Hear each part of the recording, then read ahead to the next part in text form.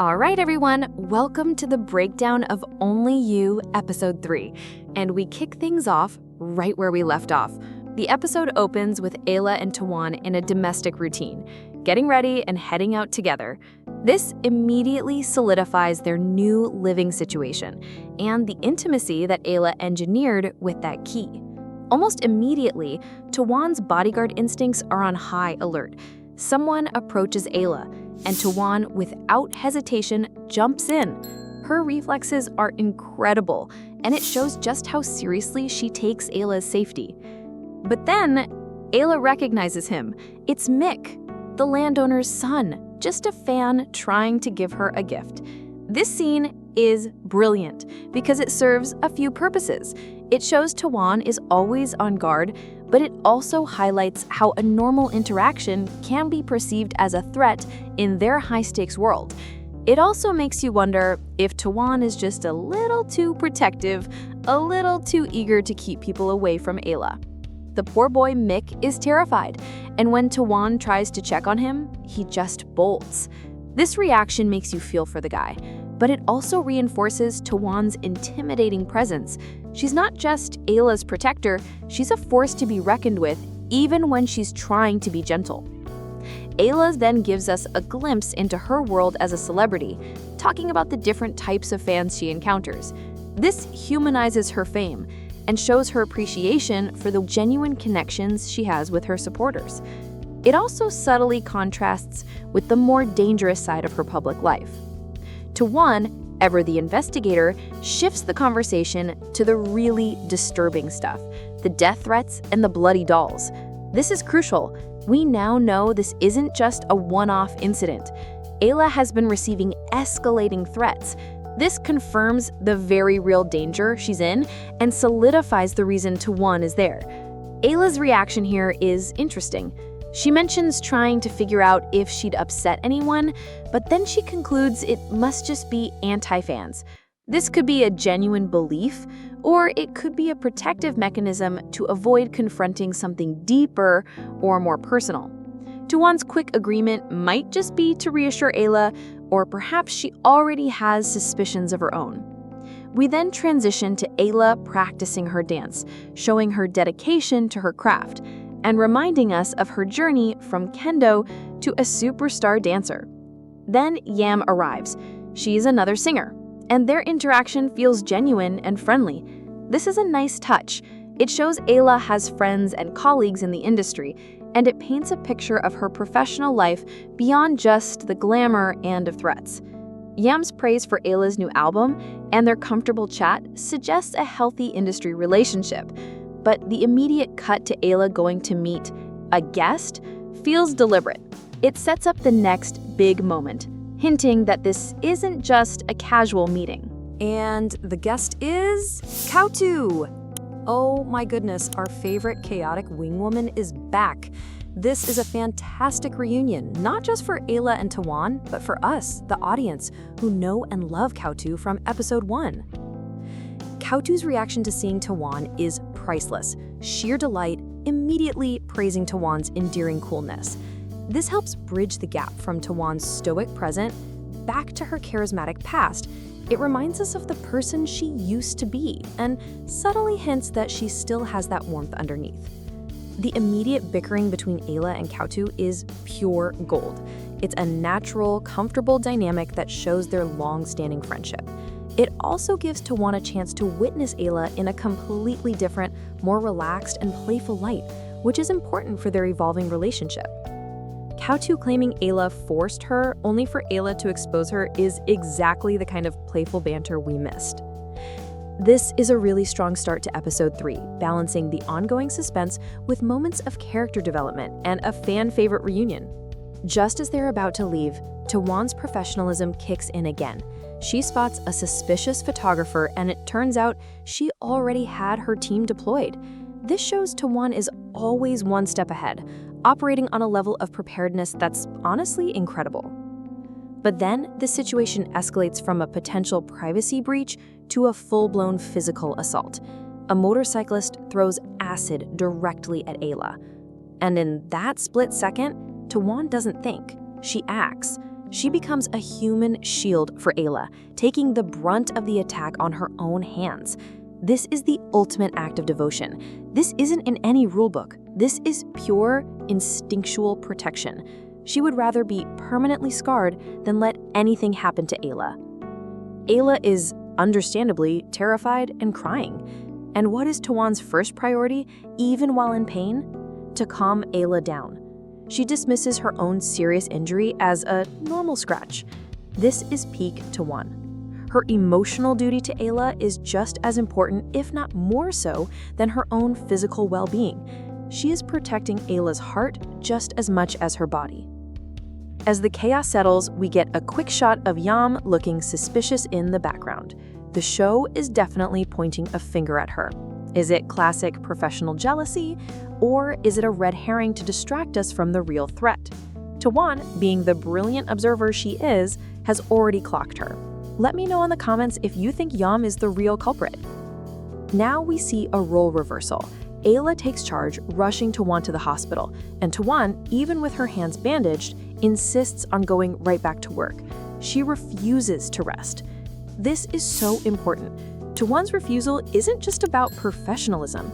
It feels like she's trying to atone for leaving Ayla 8 years ago. It's an obsessive need to protect her now to make up for the time she wasn't there. And her own team notices. The gossip starts. The boss has changed. This is external validation that Tawan's connection to Ayla is rewriting all her professional boundaries. Even her own employees can see that this is more than just a job.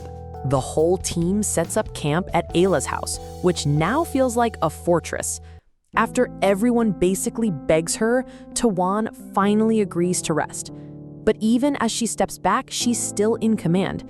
She invokes Rule 27, the very rule Ayla used on her to control the security around house. It's a great callback. Her final order isn't about protocol, it's personal. Take good care of Ayla. That's her one and only mission. And then we get this incredibly soft, domestic moment that cuts through all the tension. Ayla brings Tawan clean clothes and medicine. She gently tends to her protector.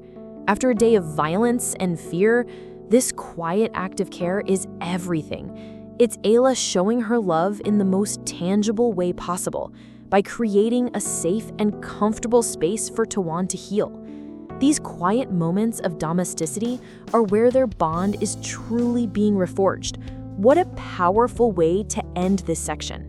Back at the safe house, Ayla takes on the role of host, and this is where she starts her brilliant intelligence gathering mission under the guise of a casual dinner.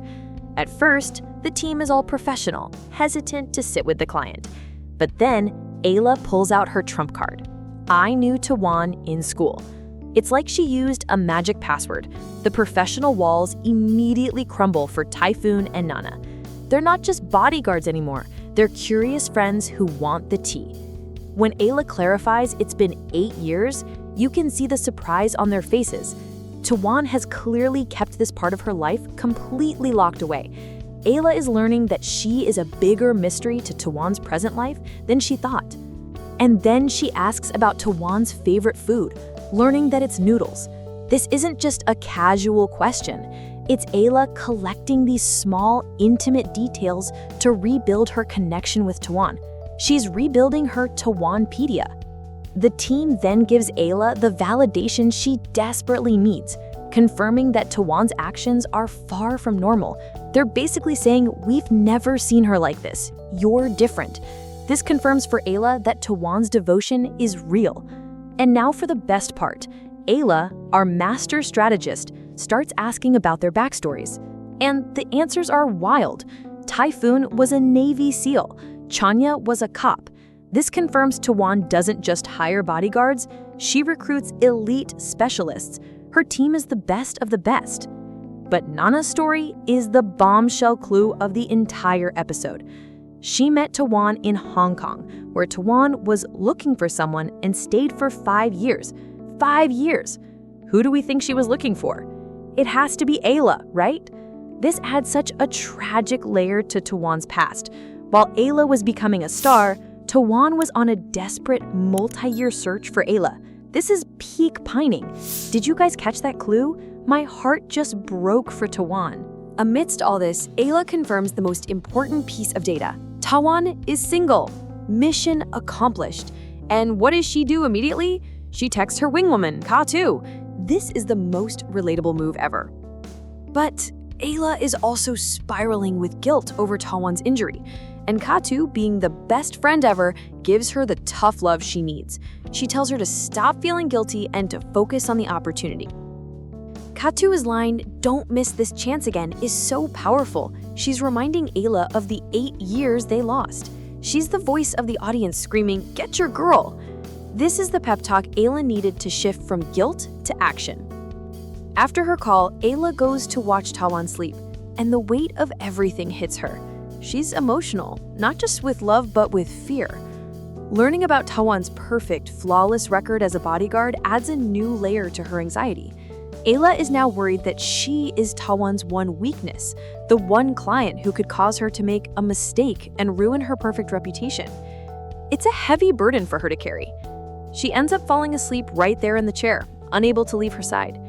And the episode ends on such a gentle, quiet note. Chanya, the stoic one, finds her and gently sends her to her own bed. This final moment is so telling. It shows that the entire team is now in on this unspoken love story. They're not just protecting Ayla's body anymore. They're protecting this fragile, rekindling relationship. They're on Team Tawan Ayla now. And we pick up the next morning in the quiet aftermath of the attack. Tawan is up at the crack of dawn, ever the professional, sending her team home. But Ayla comes downstairs with a heavy heart, and she drops a bombshell. She wants to terminate the contract. Tawan immediately defaults to her professional armor, asking for a reason and stating that they haven't made any mistakes. But Ayla's reason has nothing to do with professionalism. This is the ultimate act of love born from guilt. Ayla says, "I can't stand to see you get hurt because of me." She is trying to protect her protector. After spending 8 years trying to get Tawan back, her love for her is so strong that she is willing to send her away again just to keep her safe. The fact that she offers to pay the huge cancellation fee shows how serious and desperate she is. She's choosing Tawan's safety over her own heart. Tawan, hearing this, offers a professional out. She'll step down if the client is unhappy. And the sight of Tawan turning to leave is the trigger that shatters Ayla's composure. The trauma of the past comes rushing back. This is Ayla's worst fear realized all over again. And she finally says the words that have been buried for 8 years. "Don't leave me again like you did before." This is it. This is the moment the subtext becomes text.